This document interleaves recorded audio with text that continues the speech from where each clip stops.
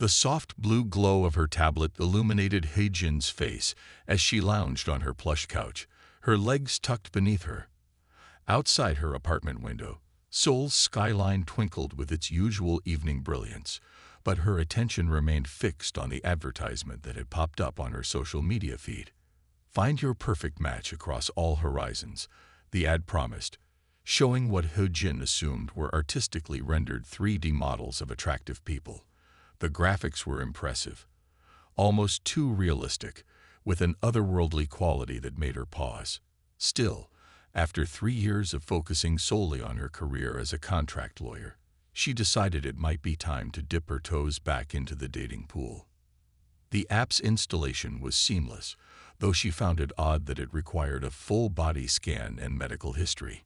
Dating standards must have really changed since she last tried, she thought. The questionnaire that followed was exhaustively detailed, covering everything from her professional qualifications to her genetic history. He-Jin attributed this to the app's supposed eye matching system. As she filled out her profile, her apartment's eye assistant chimed in. "Ms. Lee, would you like me to verify your credentials for the application?" "Yes, please do," He-Jin replied absently, still scrolling through the extensive form. She barely noticed when her professional certificates and legal licenses were automatically uploaded to her profile. The matching algorithm began working immediately. He-Jin watched in fascination as holographic profiles materialized in her living room. The technology was impressive. She could walk around each profile, examining the detailed information displayed. She assumed it was some new augmented reality feature. One profile in particular caught her attention. The name displayed was Reiko, and the professional credentials were impressive. Senior Arbitrator of Interplanetary Disputes. He-Jin chuckled at the creative job title. The gaming and role-play community really went all out these days. "Interesting profile," she murmured, reaching out to rotate the holographic display. They must have spent a fortune on this character design. The messages started flowing naturally. Reiko was articulate, intelligent, and seemed genuinely interested in Earth's legal systems. He-Jin found herself drawn into long discussions about contract law, enjoying what she assumed was some very dedicated role-play. "Your understanding of contractual obligations is fascinating," Reiko wrote. "I would very much enjoy discussing this further in person. Would you be amenable to meeting at a physical location of your choosing?" He-Jin hesitated. Meeting someone from the internet always carried risks, but something about Reiko's formal way of writing and obvious intelligence intrigued her. Besides, she reasoned, they could meet somewhere public. "There's a new restaurant in Gangnam I've been wanting to try," she replied. "How about tomorrow evening?" The response was immediate. "I accept these terms. Please be advised that I will arrive via standard transportation protocols. Shall we say 19 o'clock local time?" He-Jin confirmed the time, amused by how well Reiko stayed in character. She spent the rest of the evening reviewing case files, occasionally glancing at the dating app's interface. The holographic displays seemed to become more detailed as night fell, showing what appeared to be strange architectural designs and unfamiliar scripts floating in the background. Just before bed, her apartment AI spoke up again. "Ms. Lee, shall I prepare your formal documentation for tomorrow's meeting?" "What documentation?" He-Jin asked, puzzled. "It's just a dinner date." The app has flagged this as a potential preliminary matching event. Standard protocols suggest bringing identification and professional credentials. He-Jin shrugged. Sure, why not? Better to be over-prepared. She had learned that lesson well in her legal career. As she drifted off to sleep, her tablet continued displaying the app's interface, its alien symbols casting strange shadows on her ceiling. In her last moments of consciousness, she thought she saw what looked like a small spacecraft crossing the Seoul skyline, but surely that was just her imagination. She had no way of knowing that across the city, in what appeared to be a normal office building, Reiko was carefully studying Earth customs and trying to decide which of their 4 sets of formal attire would be most appropriate for a human first date. The bureaucrats at the Interstellar Dating Agency had assured them that humans were ready for integration into the galactic dating scene, but this would be the first test case in Seoul. Tomorrow would prove to be very interesting indeed, though not in any way Hejin could have anticipated. As she slept peacefully, the wheels of interstellar bureaucracy were already turning, and somewhere in the vast database of the Galactic Central Registry, a preliminary file was being created with her name on it. The stars twinkled innocently above Seoul that night, keeping their secrets about just how much Hejin's life was about to change. After all, what could possibly go wrong with a simple dinner date? Hejin adjusted her blazer one final time as she walked through the doors of the upscale restaurant in Gangnam. The maitre d' greeted her with a polite bow, checking her reservation with practiced efficiency. The restaurant's interior was stunning, with what appeared to be floating lights and surfaces that seemed to shift colors subtly as people walked past them. "Your dining companion has already arrived," the maitre d' informed her, leading the way through the restaurant. "They requested our private section." Something about the way he said "they" made Hejin pause, but she brushed it off as her lawyer's tendency to overanalyze everything. She followed him past the main dining area, noticing that the private section seemed to have unusually high ceilings and larger spaces between tables. The first thing she noticed was the height. Raiko stood to greet her, and kept standing and standing, easily 7 feet tall. The second thing she noticed was the iridescent skin that seemed to shift colors like mother of pearl. The third thing was the crystalline hair that caught the light and refracted it in impossible ways. Hejin's legal training kicked in, keeping her face professionally neutral even as her mind raced to process what she was seeing. She found herself automatically extending her hand for a handshake before realizing that might not be appropriate for whatever species Raiko was. "Greetings, Hejin Lee." Raiko's voice was melodious, with an almost musical quality. "I appreciate your punctuality. I have taken the liberty of ordering refreshments suitable for human consumption." Hejin sat down, her mind still working overtime. "I thank you. I must admit, I wasn't expecting." Was my species designation not clear on my profile? Raiko's crystalline features arranged themselves into what might have been concern. "I am Nixian, of course. We've been part of Earth's dating pool since the integration agreement last month." Hejin took a long sip of water, buying time to think. "Last month's integration agreement," she repeated slowly. "The one that made all the headlines about expanding cultural exchange programs." "Precisely." Raiko nodded, the movement causing their crystalline hair to create a cascade of rainbow reflections. "Though I'm now concerned there may have been some miscommunication. You did download the Interstellar Dating Network app, correct?" The waiter arrived with their drinks, something blue and gently steaming for Raiko, and what appeared to be a normal glass of wine for Hejin. She had never been more grateful for alcohol in her life.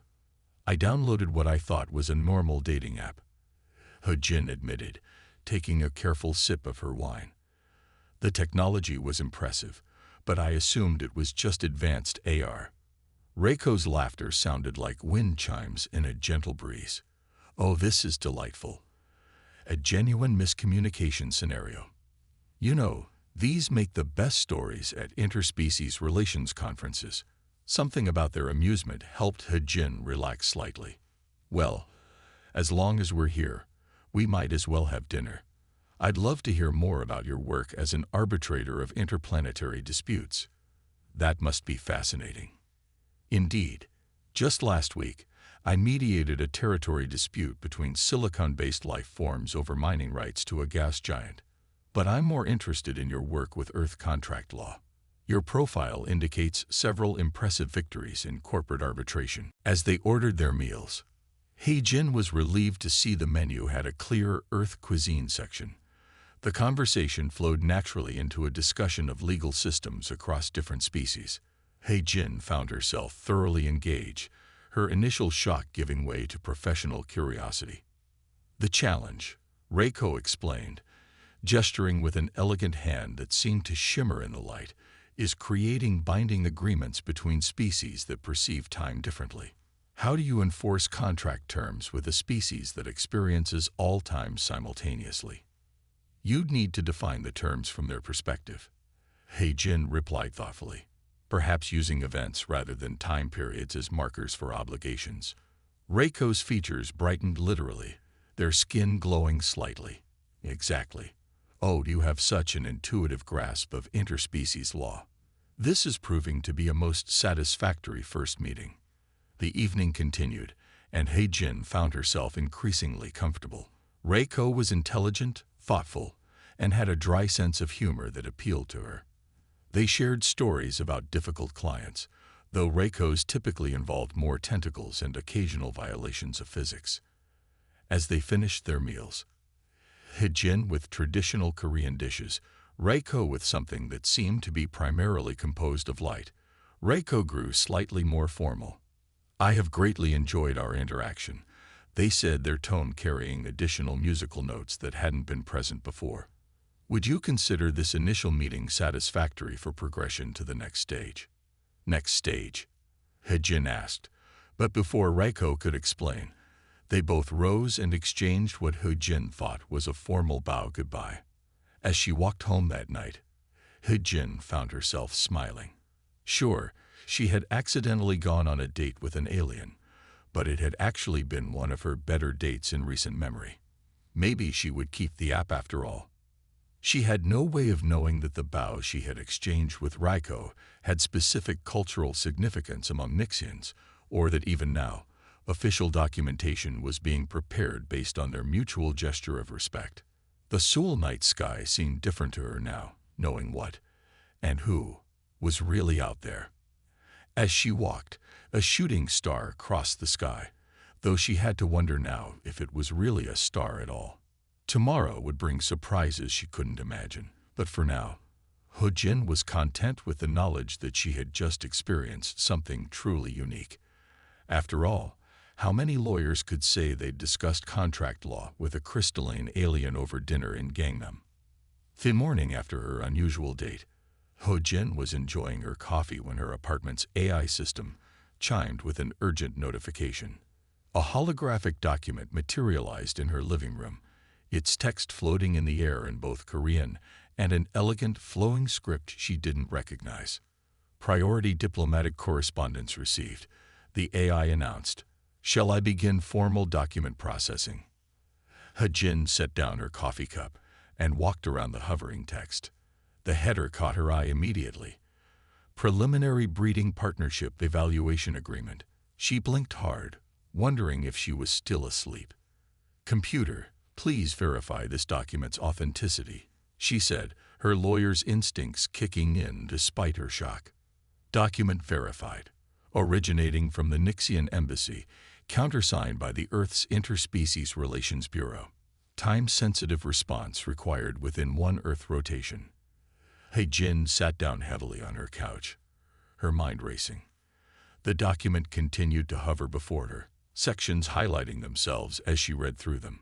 According to the text, her formal bow with Reiko last night had constituted a preliminary acceptance of breeding partnership evaluation under Nixian law.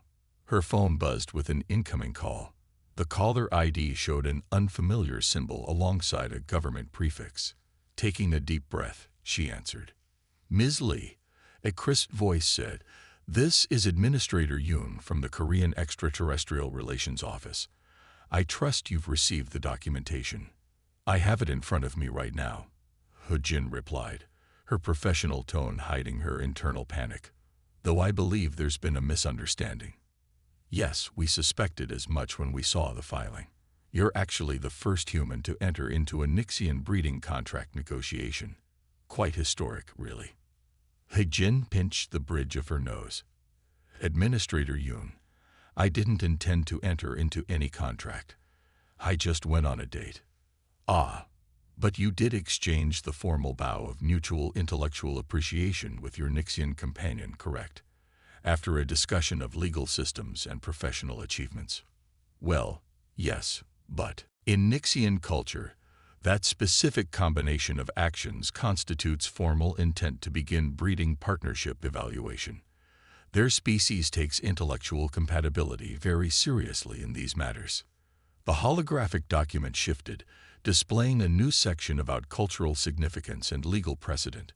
He-Jin found herself automatically reading through it, her legal training taking over despite the bizarre situation. The contract terms are quite interesting. She mused aloud, then caught herself.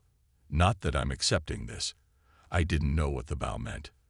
Of course not, Administrator Yoon said smoothly. That's why you have 24 hours to prepare your formal response. I'm sending over our xenocultural specialist to assist you. He should arrive in approximately. He-Jin's doorbell chimed. Ah, he's there already. Good luck, Ms. Lee. This could be an excellent opportunity for human-Nixian relations. The call ended, and He-Jin's door opened to reveal a young man carrying several data pads and what appeared to be a small crystal sphere. Lee He-Jin, I'm Minho from the XCR office. I bring greetings and congratulations on your historic. I'm not actually planning to go through with this, He-Jin interrupted.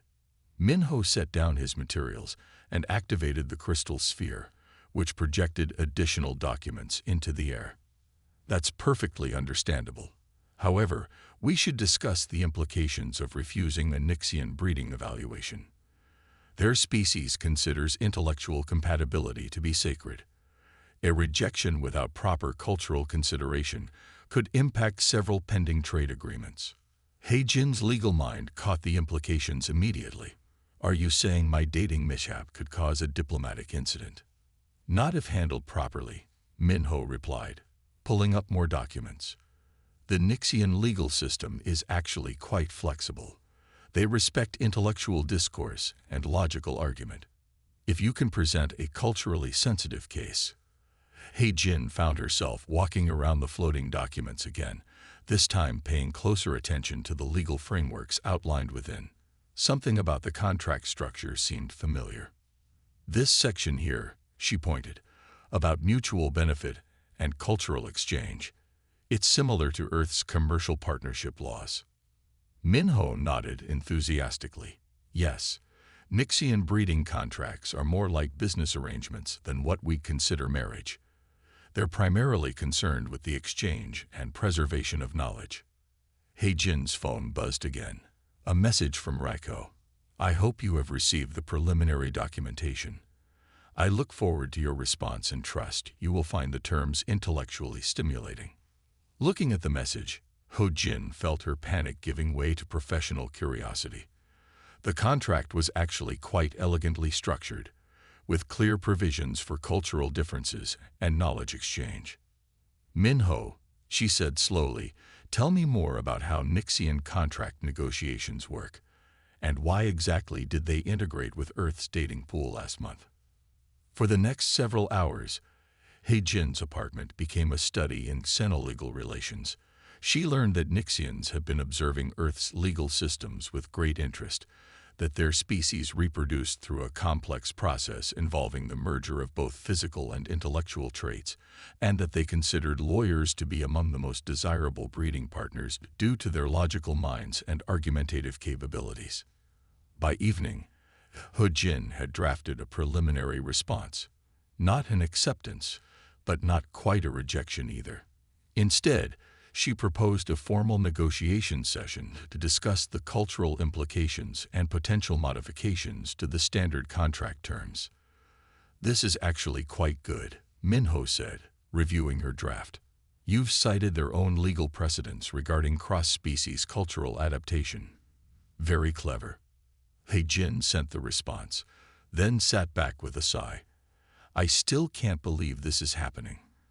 24 hours ago, I thought I was just trying a new dating app. Her phone buzzed one final time for the day. Another message from Raiko. Your response is most promising. Your grasp of legal principles continues to impress. I look forward to our formal negotiation session. Until then, may your thoughts remain logical and your arguments sharp. He-Jin couldn't help but smile. At least her accidental breeding contract partner appreciated good legal writing. As Min Ho packed up his materials, he paused at the door. You know, Ms. Lee, regardless of how this turns out, you've already made history. First human to enter Nixian breeding negotiations, first to cite their own legal precedents back to them. This will be in textbooks someday. After he left, Ho Jin stood at her window, looking up at the night sky. Somewhere up there, a crystalline alien was probably reviewing her legal arguments with the same careful attention she'd given their contract. Well, she said to herself, at least this will make an interesting story at law firm parties. Her apartment chimed one last time. Reminder, formal negotiation session scheduled for tomorrow. Shall I prepare your professional credentials and begin cultural protocol review? He-jin nodded, already mentally preparing her arguments. If she was going to be part of interstellar legal history, she was going to do it properly. News of He-jin's unique legal situation spread through diplomatic channels faster than a quantum transmission.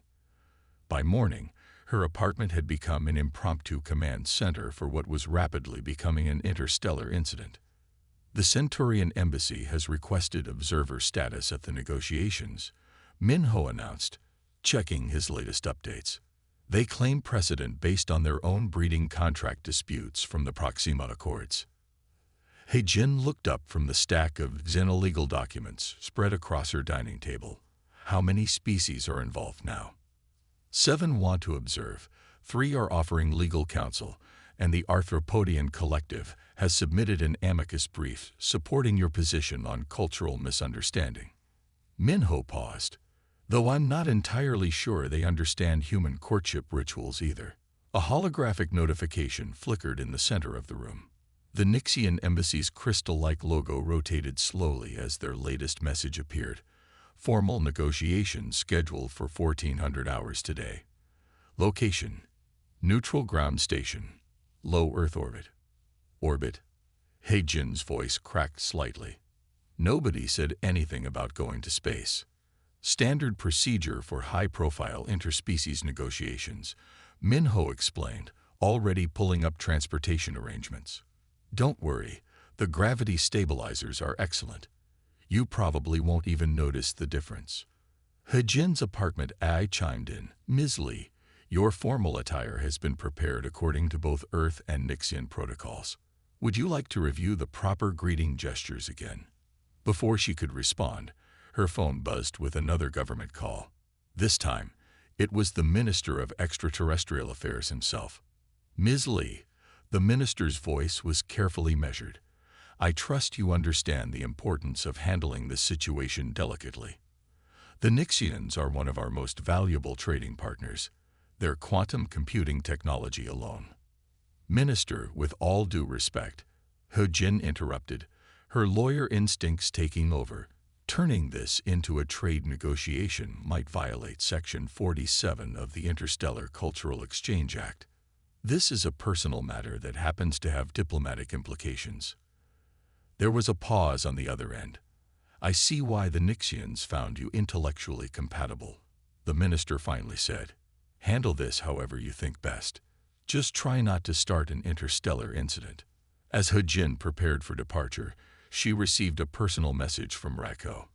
I hope you are not too distressed by the attention this has gathered. Your initial legal response was so impressively structured that several species requested to study the proceedings. You continue to exceed expectations. The transport to the orbital station was surprisingly smooth. He-jin watched Earth grow smaller below them, trying to process how her life had changed so dramatically in just 2 days. The station itself was a marvel of engineering, with sections designed to accommodate various species' environmental needs. The negotiation chamber was a perfect sphere, with delegates from different species arranged in a circle. Raiko sat directly across from He-jin, their crystalline form even more impressive in the space station's artificial light. Before we begin, announced the arbitrator, a being that appeared to be made of shifting smoke, we must address the unprecedented nature of this case.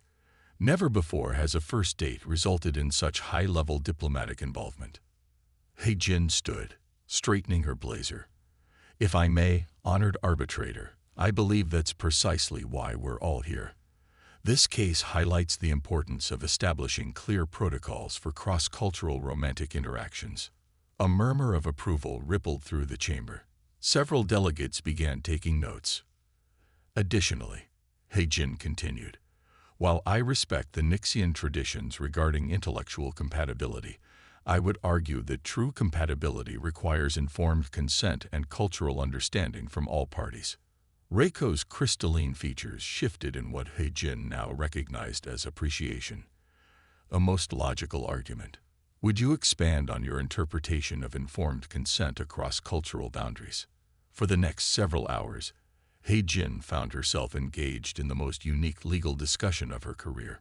She debated points of law with beings of various forms, cited Earth court cases alongside interstellar precedents, and even managed to make a few jokes about dating app terms of service that apparently translated well across species. The arthropodian representative clicked their mandibles appreciatively. The human demonstrates remarkable adaptive reasoning. We submit that this very discussion proves the validity of Nixian interest in their intellectual capabilities. That's not helping, He-Jin muttered, though she felt oddly flattered. As the session progressed, it became clear that this case would indeed set important precedents for future human-alien interactions. He-Jin's arguments about cultural understanding and clear communication protocols were being recorded for inclusion in future interspecies dating guidelines. During a brief recess, Min-Ho showed her the news headlines from Earth. Human lawyer takes dating dispute to the stars. Love in the time of interstellar law. And her personal favorite, first date faux pas becomes diplomatic triumph. You're trending on both Earth and Nixian social networks, he informed her. Several law firms have already contacted our office about hiring you for their xenolegal departments. He-Jin was about to respond when Reiko approached, their crystalline form catching the starlight from the chamber's viewing window. Your arguments are most compelling, they said. Perhaps we could continue this discussion in a less formal setting. I know an excellent restaurant that serves both Earth cuisine and photonic energy matrices. He-Jin couldn't help but smile. Are you asking me on a second date? In the middle of our breeding contract dispute? With full awareness of all cultural implications this time, Reiko assured her, I find your legal expertise most attractive, professionally speaking, of course. The arbitrator's voice announced the end of recess, and as they returned to their positions, He-Jin realized something remarkable. She was actually enjoying herself. Here she was, in space, arguing interstellar law about dating protocols, and somehow it felt perfectly natural. The Earth continued its slow rotation below them, a reminder of how far a simple dating app mishap had taken her. But as she prepared to present her next argument, He-Jin knew one thing for certain. This would definitely be the most interesting case study in her legal career. After returning from the orbital station, He-Jin transformed her apartment into a makeshift legal war room. Holographic displays filled the air, showing Nixian legal codes alongside Earth's international laws. She had 3 days until the final hearing, and she intended to use every minute. Computer, highlight all precedents involving cultural misunderstandings in Nixian contract law, she commanded, pacing between the floating documents. The AI system sorted through centuries of alien legal history, casting a blue glow across her living room. Found 147 relevant cases. Notable: the Great Misunderstanding of Proxima B, where a trade agreement was voided due to translation errors in greeting protocols. He-Jin stopped pacing. Wait, go back to that one. Show me the full case file. As she read through the ancient case, a smile spread across her face. The Proxima incident had established that cultural context was essential for any binding agreement. More importantly, it had led to the creation of the Cultural Comprehension Clause, a legal framework that could be her way out. Her phone buzzed with a message from Min-Ho. Breaking news. 3 more species have filed briefs in your case. The collective intelligence of Rigel wants to cite your arguments in their dating protocol reforms. He-Jin barely noticed. She was too absorbed in her discovery. Computer, cross-referenced the Cultural Comprehension Clause with current Earth-Nixian diplomatic treaties. The documents shifted and rearranged themselves, revealing an interesting pattern. None of the existing treaties had explicitly addressed personal relationships. There was a legal gray area large enough to pilot a starship through. Her apartment AI chimed again. "Ms. Lee, Reiko has sent a private communication." The message appeared before her. "Your thorough examination of our legal system is impressive. Few have delved so deeply into our historical cases. Perhaps we could discuss your findings over dinner. Strictly professional, with all cultural implications clearly stated beforehand." He-Jin found herself smiling at the message. Over the past few days, she'd developed a genuine respect for Reiko's intelligence and humor. But first, she had a case to win. She spent the next 2 days building her argument. She studied Nixian customs, learning that their species valued intellectual discourse above all else. Their breeding contracts weren't just legal documents.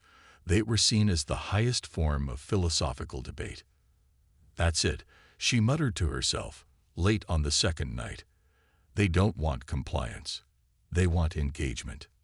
Minho arrived the next morning to find He-Jin surrounded by even more holographic displays. "The final hearing is tomorrow. Have you prepared your argument?" "Better," He-Jin replied, her eyes bright with lack of sleep and excitement. "I'm going to challenge their entire approach to interspecies dating." She explained her plan. Instead of trying to void the contract, she would propose a new framework for human-Nixian relationships, one that respected both cultures' traditions while establishing clear protocols for future interactions. "This could actually work," Minho said, reviewing her proposal. "But you'll be arguing against thousands of years of Nixian tradition." "No," He-Jin corrected him. "I'll be arguing for its evolution. Look at their history. Every major advancement in Nixian society came from challenging existing frameworks through logical debate." She spent the rest of the day refining her argument, practicing her delivery in both Korean and the formal Nixian language she'd been studying. Her apartment AI helped her master the precise tonal shifts required for proper Nixian legal discourse. That evening, she received another message from Reiko. "Tomorrow's hearing will be broadcast across 12 star systems. Your handling of this situation has already inspired much discussion in our legal circles. Whatever the outcome, you have honored our traditions by engaging so thoroughly with our laws." He-Jin read the message several times. Something about Reiko's formal yet warm tone made her more determined than ever to find a solution that worked for everyone. She stayed up late into the night, making final adjustments to her presentation. The Seoul skyline glittered below, and somewhere above, she knew ships from various species were arriving to observe tomorrow's proceedings. "Computer," she said finally, "save all documents and set wake-up alarm.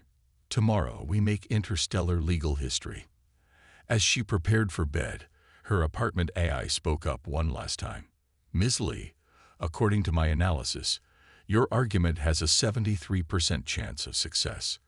However, I feel compelled to point out that you appear to be enjoying this challenge more than standard human dating protocols." He-Jin laughed. Maybe the Nixians have a point about intellectual compatibility after all. She fell asleep with legal documents still floating around her room, casting gentle patterns on her ceiling. Tomorrow would bring either a diplomatic triumph or an interstellar incident. Either way, she was ready to give the performance of her legal career. And somewhere, in a crystalline chamber orbiting Earth, Reiko was also preparing for tomorrow, finding themselves increasingly intrigued by this human who had turned a simple dating mishap into one of the most fascinating legal debates in recent Nixian history. The stage was set for a hearing that would be remembered in legal textbooks across multiple star systems. He-Jin's last thought before drifting off was that if she had to accidentally get into an alien breeding contract, at least it had led to the most interesting case of her career. The orbital station's grand chamber was packed with representatives from 12 different species. Crystalline beings sat next to amorphous gas clouds, while silicon-based life forms shared space with multidimensional observers.